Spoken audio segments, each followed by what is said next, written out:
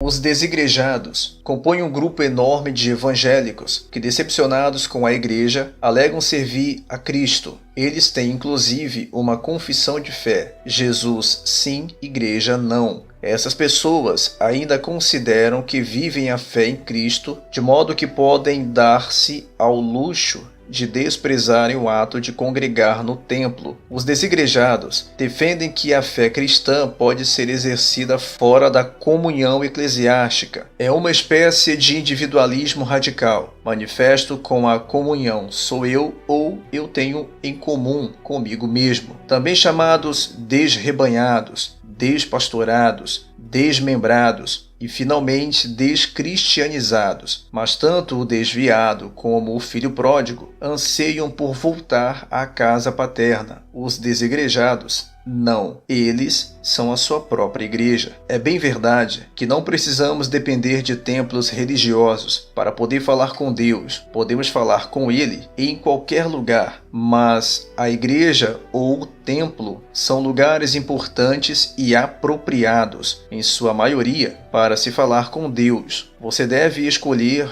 onde você se sentirá melhor. Cada igreja tem sua doutrina e devemos avaliar com muito cuidado e, se possível, até mesmo perguntar o porquê de tal doutrina se tivermos dúvidas. Mas o principal é avaliar a palavra de Deus e como ela tem sido pregada, se de forma justa ou apenas com versículos soltos, que geralmente são usados para condenar e julgar os irmãos, ou até mesmo mercadejar a palavra de Deus. E Jesus deixou um grande exemplo disso. E disse-lhes: está escrito, a minha casa será chamada casa de oração, vós, porém, a transformais em covil de salteadores. Muitos desigrejados preferem viver assim por vários motivos que acontecem hoje dentro das igrejas evangélicas. Exemplos: os escândalos de líderes religiosos e de igrejas, a banalização do ministério pastoral, que para muitos passou a ser tido como profissão e não vocação, o abuso da demonstração de poder por meio de correntes, sacrifícios, propósitos e objetos de fé à disposição por valores exorbitantes dos tais apóstolos neopentecostais. Nós sabemos que com a reforma protestante, a Igreja Católica foi obrigada a parar de explorar o comércio e de solicitar constantemente dinheiro da população fiel, para poder assim reavivar a fé das pessoas através de uma reestruturação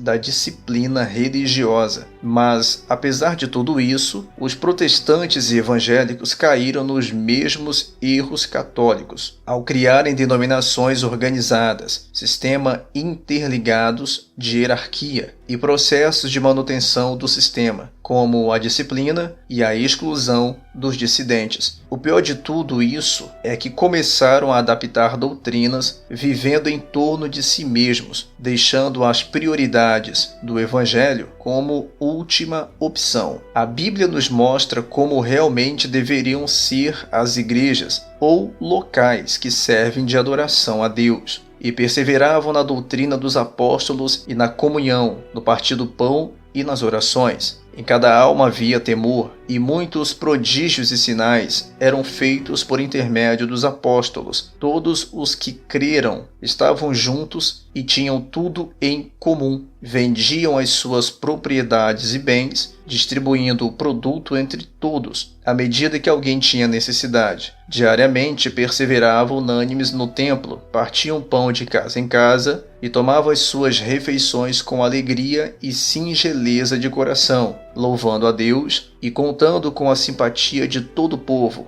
Enquanto isso, acrescentava-lhe o Senhor, dia a dia, os que iam sendo salvos. Nós, porém, sabemos que é possível viver num ambiente de comunhão e não viver em torno de instituição, e nem colocar a instituição acima dos princípios da palavra de Deus.